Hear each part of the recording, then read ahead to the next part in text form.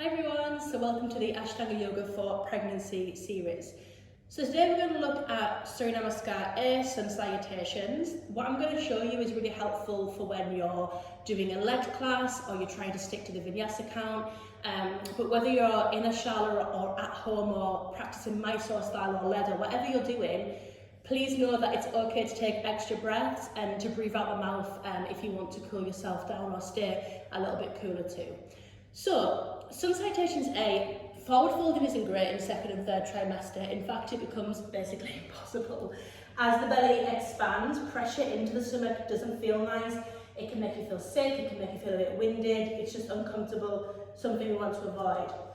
So depending on how big the belly is and where you are in your pregnancy, you might want to start off with your feet hips width distance apart, but you can go right up to the edges of the mat if you feel like you need more space. So the first vinyasa is just the same as normal. So from Samasthiti, the feet are apart straight away. Inhaling, hands up, look thumbs. Now on the way as you exhale and fold, when I get to about here, my belly pushes into my thighs, and I'm about there, and it's uncomfortable. And there's no room for the stomach, which makes bringing the hands to the floor uncomfortable, and straight away I feel my breath is becoming more rapid because of that pressure. So what I do for the second vinyasa, as I start to bring my hands forward, I turn my toes out and take a little softness in my knees, and it gives me this space for the belly.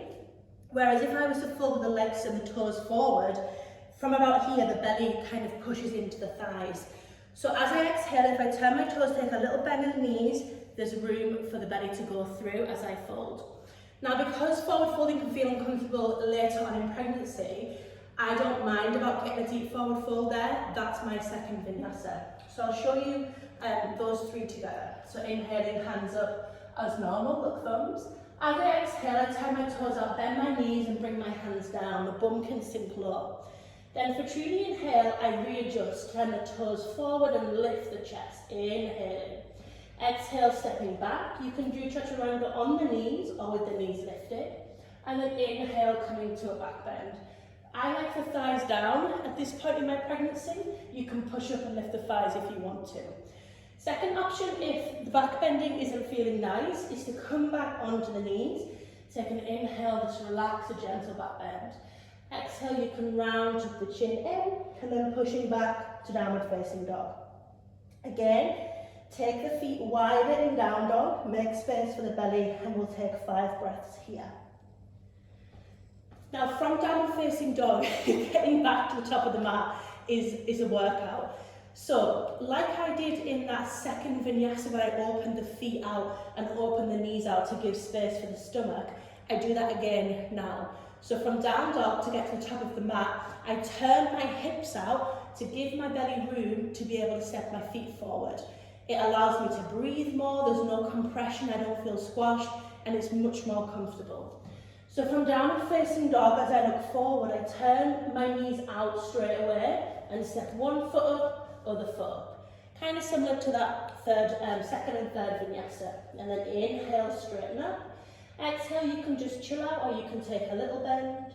And then inhaling, hands up, look thumbs. Exhaling, Samasthiti. Let's link that together. Inhale, hands up, look thumbs. Exhale, toes turn out, bend the knees, plant the hands. Inhale, straighten up, look forward. Exhale, step back, knees can be down or up as you come to chaturanga. Inhale, come to your back bend.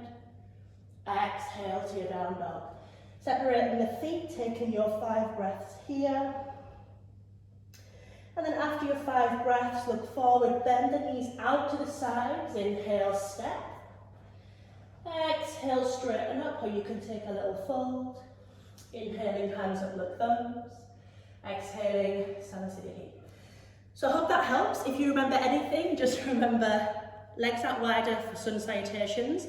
You can do that opening of the feet and the knees to create space for the belly to fold forward or to get your hands down. And from downward dog to get to the top of the mat, turning the legs out. So it would look like this from down dog, turning the hips out and kind of creating that space to then step forward is much more comfortable on the belly.